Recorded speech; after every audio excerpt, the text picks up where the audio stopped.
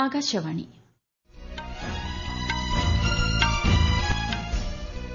നമസ്കാരം. വാർത്തകൾ വായിക്കുന്നത് കൃഷ്ണ പ്രകൃതി.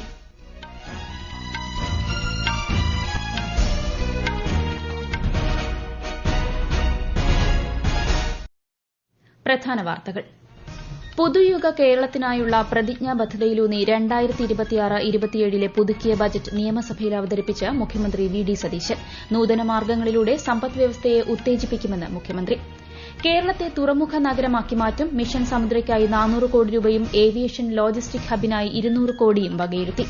ക്യാൻസർ പ്രതിരോധത്തിന് പ്രത്യേക പരിഗണന. തിരുവനന്തപുരത്തും ഹരിപ്പാടും പുതിയ മെഡിക്കൽ കോളേജുകൾ. കേരളത്തെ ഉന്നത വിദ്യാഭ്യാസ ഹബ്ബാക്കി മാറ്റുന്നതിന് നോളജ് വാലി പദ്ധതി ആവിഷ്കരിക്കും. ഭൂപരിഷ്കരണം 2.0 നടപ്പാക്കുമെന്ന് മുഖ്യമന്ത്രി. റബ്ബറിന്റെ താങ്ങുവില 250 രൂപയായി വർദ്ധിപ്പിക്കും. പ്രിയദർശിനി സൌജന്യ യാത്രാ പദ്ധതിക്കായി 600 കോടി രൂപ വകയിരുത്തി. കോർപ്പറേറ്റ് താൽപര്യം ഉയർത്തിപ്പിടിക്കുന്ന ബജറ്റാണിതെന്ന് പ്രതിപക്ഷ നേതാവ് പിണറായി വിജയൻ. കൃഷി, വ്യവസായം തുടങ്ങിയ മേഖലകളിൽ ബജറ്റ് വിഹിതം വെട്ടിക്കുറച്ചതായും വിമർശനം. പ്രധാൻമന്ത്രി വികസിത് ഭാരത് റോസ്ഗാർ യോജനയ്ക്ക് കീഴിൽ 2400 കോടി രൂപയുടെ ആനുകൂല്യങ്ങൾ പ്രധാനമന്ത്രി നരേന്ദ്രമോദി ഇന്ന് ന്യൂഡൽഹിയിൽ വിതരണം ചെയ്യും. വാർത്തകൾ വിശദമായി. 2026-27 പുതുക്കിയ സംസ്ഥാന ബജറ്റ് നിയമസഭയിൽ അവതരിപ്പിച്ച് മുഖ്യമന്ത്രി വി ഡി സതീശൻ.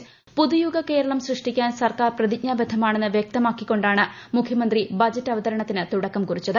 സംസ്ഥാനം നേരിടുന്നത് വലിയ സാമ്പത്തിക വെല്ലുവിളിയാണെന്നും നൂതന മാർഗ്ഗങ്ങളിലൂടെ സമ്പദ്വ്യവസ്ഥയെ ഉത്തേജിപ്പിക്കുമെന്നും അദ്ദേഹം പറഞ്ഞു. കേരളത്തിന്റെ തനത് വരുമാനം മറ്റ് സംസ്ഥാനങ്ങളെക്കാൾ താഴെയാണ് എന്നതിനൊപ്പം കേന്ദ്രവിഹിതത്തിലും കുറവുണ്ടായിട്ടുണ്ട്. അടുത്ത 5 വർഷം സംസ്ഥാനത്ത് നടപ്പാക്കുന്ന വികസനങ്ങളുടെ ദിശാസൂചികയായിരിക്കും ബജറ്റെന്നും മുഖ്യമന്ത്രി പറഞ്ഞു. കേരള മാരിടൈം പോളിസി രൂപീകരിക്കുമെന്നും സംസ്ഥാനത്തെ തുറമുഖ നഗരമാക്കി മാറ്റുമെന്നും ബജറ്റ് പ്രസംഗത്തിൽ മുഖ്യമന്ത്രി വ്യക്തമാക്കി. സംസ്ഥാനത്തിന്റെ 600 കിലോമീറ്റർ വരുന്ന തീരമേഖലയും ജലസ്രോതസ്സുകളും സംയോജിപ്പിച്ച് കേരളത്തെ സമുദ്ര ശക്തിയാക്കി മാറ്റും. മിഷൻ സമുദ്ര പദ്ധതിക്കായി 400 കോടി രൂപ ബജറ്റിൽ വകയിരുത്തി. വിഴിഞ്ഞത്തെ ഗ്രീൻ ബങ്കറിംഗ് തുറമുഖമാക്കും. മദർഷിപ്പ് നിർമ്മാണം ലക്ഷ്യമാക്കി കപ്പൽ നിർമ്മാണ കേന്ദ്രം രൂപീകരിക്കുമെന്നും മുഖ്യമന്ത്രി പറഞ്ഞു. സംസ്ഥാനത്തെ നിർണായകമായ 4 പ്രധാന നോൺ മേജർ തുറമുഖങ്ങളായ വിഴിഞ്ഞവും കോവളവും കൂടിയുള്ളത് കൊല്ലം, ബേപ്പൂർ, അഴീക്കൽ എന്നിവയുടെ വികസനത്തിനായും കടൽ വഴിയുള്ള ചരക്ക് ഗതാഗതത്തിനും മറ്റ് തുറമുഖ അധിഷ്ഠിത വ്യവസായങ്ങൾക്കും ലോജിസ്റ്റിക്സ്, കപ്പൽ അനുബന്ധ പ്രവർത്തനങ്ങൾക്കും മറ്റ് 13 നോൺ മേജർ തുറമുഖങ്ങളിലെ തുറമുഖ ഭൂമികൾ, കെട്ടിടങ്ങൾ, മറ്റ് ആസ്തികൾ പ്രയോജനപ്പെടുത്തി സ്വകാര്യ പങ്കാളിത്തത്തോടെ മാരിടൈം ടൂറിസം, ലോജിസ്റ്റിക്സ്, മാരിടൈം വ്യവസായം, മാരിടൈം നിയമവിദ്യാഭ്യാസം, മാരിടൈം മ്യൂസിയം എന്നിവ ഉൾപ്പെടുന്ന കേരള മാരിടൈം പോളിസി രൂപീകരിക്കും. ബാലരാമപുരം വിഴിഞ്ഞം ഭൂഗർഭ റെയിൽപാത, വിഴിഞ്ഞം നാവായിക്കുളം ഔട്ടർ റിംഗ് റോഡ് എന്നീ പദ്ധതികൾ വേഗത്തിൽ നടപ്പാക്കുമെന്നും മുഖ്യമന്ത്രി പറഞ്ഞു. തിരുവനന്തപുരം, കൊല്ലം, ആലപ്പുഴ ജില്ലകളെ ചേർത്ത് സതേൺ കേരള എക്കോണമി കോറിഡോർ രൂപീകരിക്കും. വിമാനത്താവളങ്ങൾ കേന്ദ്രീകരിച്ച് ഏവിയേഷൻ ലോജിസ്റ്റിക് ഹബ് രൂപീകരിക്കുന്നതിന് 200 കോടി രൂപയും ബജറ്റിൽ വകയിരുത്തി. മികച്ച ആരോഗ്യ സേവനങ്ങൾക്കായി സ്ഥാപിക്കുന്ന Kerala health and life science സിറ്റിക്കായി 100 കോടി രൂപ ബജറ്റിൽ വകയിരുത്തി. ക്യാൻസർ പ്രതിരോധത്തിന് പ്രത്യേക പരിഗണന നൽകുമെന്ന് മുഖ്യമന്ത്രി ബജറ്റ് പ്രസംഗത്തിൽ വ്യക്തമാക്കി. മൊബൈൽ ടെസ്റ്റിംഗ് ലാബുകൾക്കായി 20 കോടി രൂപ ബജറ്റിൽ വകയിരുത്തി. തിരുവനന്തപുരത്തെ 2ാം മെഡിക്കൽ കോളേജ് പ്രവർത്തനക്ഷമമാക്കും. ഹരിപ്പാട് ഒരു പുതിയ മെഡിക്കൽ കോളേജ് സ്ഥാപിക്കും. ഇതിനെല്ലാമായി 100 കോടി രൂപ വകയിരുത്തുന്നു. കേരളത്തെ ആരോഗ്യ ടൂറിസത്തിന്റെ ഡെസ്റ്റിനേഷനാക്കി മാറ്റാൻ റീച്ച് കേരള എന്നുള്ള പദ്ധതി നടപ്പിലാക്കും. തെരഞ്ഞെടുത്ത മെഡിക്കൽ കോളേജുകൾക്ക് സ്വയംഭരണ പദവിയും അവർക്ക് എയിംസ് നിലവാരത്തിലുള്ള സേവനങ്ങളും അക്കാഡമിക് മികവും കൈവരിക്കാൻ ആവശ്യമായ പിന്തുണ നൽകും. അത്യാഹിത ട്രോമ ചികിത്സ ഏറ്റവും കുറഞ്ഞ സമയത്തിനുള്ളിൽ ലഭ്യമാക്കുന്നതിനായി ആരോഗ്യ സ്ഥാപനങ്ങളെ ഏകോപിപ്പിച്ചുകൊണ്ട് ഡിജിറ്റലൈസ് സംവിധാനം ലഭ്യമാക്കിക്കൊണ്ടും ഗോൾഡൻ അവർ പ്രോജക്ട് നടപ്പിലാക്കും. 40 വയസ്സ് കഴിഞ്ഞവർക്ക് വർഷത്തിലൊരിക്കൽ ആരോഗ്യ പരിശോധന നടത്തുന്നതിനായി ധനസഹായം നൽകുന്ന പദ്ധതി ആവിഷ്കരിക്കും. വൺ കേരള കരുതൽ മിഷനിലൂടെ അർഹരായ രോഗികൾക്ക് സഹായമൊരുക്കും. അന്താരാഷ്ട്ര നിലവാരമുള്ള കെയർ ഗീവേഴ്സ് സർട്ടിഫിക്കറ്റ് കോഴ്സുകൾ സംസ്ഥാനത്ത് ആരംഭിക്കും. വയോജന വകുപ്പിന്റെ പ്രവർത്തനങ്ങൾക്കായി 10 കോടി രൂപയും ബജറ്റിൽ വകയിരുത്തി. എല്ലാ കുടുംബങ്ങൾക്കും 25 ലക്ഷം രൂപ വരെ ഇൻഷുറൻസ് നൽകുന്ന ഉമ്മൻചാണ്ടി ഇൻഷുറൻസ് പദ്ധതിക്ക് പ്രാഥമികമായി 10 കോടി രൂപയും പ്രഖ്യാപിച്ചു. ഭൂപരിഷ്കരണം 2.0 എന്ന പേരിൽ ഭൂനിയമങ്ങളിൽ കാലാനുസൃതമായ മാറ്റം വരുത്തും. സമഗ്ര ലാൻഡ് മാനേജ്മെന്റ് നയം രൂപീകരിക്കും. ഗ്രീൻ ഹൈഡ്രജൻ, പുനരുപയോഗ ഊർജ്ജം എന്നിവയ്ക്കായി 100 കോടി രൂപ ബജറ്റിൽ വകയിരുത്തി. നഗരവികസനത്തിനായുള്ള കേരള അർബൻ ഗ്രോത്ത് മിഷൻ പദ്ധതിക്കായി 100 കോടി രൂപയും വകയിരുത്തി. തദ്ദേശ സ്ഥാപനങ്ങൾക്ക് ഖരമാലിന്യ സംസ്കരണത്തിന് 160 കോടി രൂപ അനുവദിക്കുമെന്നും മുഖ്യമന്ത്രി അറിയിച്ചു. കൃഷിക്കും അനുബന്ധ മേഖലയ്ക്കുമായി 1535 കോടി രൂപ നീക്കിവയ്ക്കും. നാളികേരത്തിന് പുതിയ സംഭരണ കേന്ദ്രങ്ങൾ ഉറപ്പാക്കും. റബ്ബറിന്റെ താങ്ങുവില 250 രൂപയായി വർദ്ധിപ്പിക്കും. 3 വർഷത്തിനുള്ളിൽ സംസ്ഥാനത്തെ പ്രതിദിന പാൽ ഉൽപാദനം 1 കോടി ലിറ്ററാക്കി ഉയർത്തും. യുവാക്കളെ കൃഷിയിലേക്ക് ആകർഷിക്കും. മത്സ്യത്തൊഴിലാളികളുടെ അപകട ഇൻഷുറൻസ് തുക പരിഷ്കരിക്കും. മത്സ്യത്തൊഴിലാളികൾക്ക് നൽകിവരുന്ന മണ്ണെണ്ണ സബ്സിഡി 75 രൂപയായി വർദ്ധിപ്പിക്കും. വനം വന്യജീവി സംരക്ഷണത്തിന് 243.80 കോടി രൂപയും ബജറ്റിൽ വകയിരുത്തി. കേരളത്തെ ഉന്നത വിദ്യാഭ്യാസത്തിന്റെ ഹബ്ബാക്കി മാറ്റുന്നതിന് കേരള നോളജ് വാലി പദ്ധതി ആവിഷ്കരിക്കും. ഇതിനായി 100 കോടി രൂപ വകയിരുത്തി. മുൻനിര വിദേശ സർവകലാശാലകളെ കേരളത്തിലേക്ക് ആകർഷിക്കുമെന്നും വിദ്യാർത്ഥികൾക്ക് കേരളത്തിൽ തന്നെ ലോകോത്തര അവസരം കണ്ടെത്താൻ അവസരമൊരുക്കുമെന്നും മുഖ്യമന്ത്രി പറഞ്ഞു. ഏറ്റവും സമകാലിക അക്കാഡമിക് പ്രോഗ്രാമുകൾ, അത്യാധുനിക ഗവേഷണ പാർക്കുകൾ, മികവിന്റെ കേന്ദ്രങ്ങൾ എന്നിവ ഒരു കുടക്കീഴിൽ കൊണ്ടുവരുന്ന ഒരു ലോകോത്തര ഉന്നത വിദ്യാഭ്യാസ കേന്ദ്രമായി കേരള നോളജ് വാലി സ്ഥാപിക്കും. പ്രത്യേക നിയമനിർമ്മാണത്തിലൂടെ ദേശീയ അന്തർദേശീയ സർവകലാശാല റാങ്കിങ്ങുകളിൽ മുൻനിരയിലുള്ള സർവകലാശാലകളെയും ലോകോത്തര പാരമ്പര്യ സർവകലാശാലകളെ ലെഗസി യൂണിവേഴ്സിറ്റീസ് ആകർഷിക്കുന്ന രീതിയിലാകും ഈ വിദ്യാഭ്യാസ കേന്ദ്രം രൂപകൽപ്പന ചെയ്യുക. 10,000 MSMEകൾ സംസ്ഥാനത്ത് ആരംഭിക്കും. MSME ഗ്രോത്ത് പദ്ധതിക്കായി 100 കോടി രൂപ ബജറ്റിൽ വകയിരുത്തി. ബഹിരാകാശ മേഖലയിൽ സ്വകാര്യ സ്റ്റാർട്ടപ്പുകൾക്ക് പ്രോത്സാഹനം നൽകും.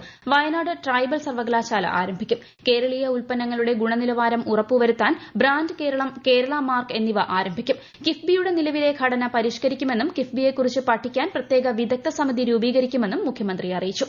പ്രിയദർശിനി സൌജന്യ യാത്രാ പദ്ധതിക്കായി ബജറ്റിൽ 600 കോടി രൂപ വകയിരുത്തി.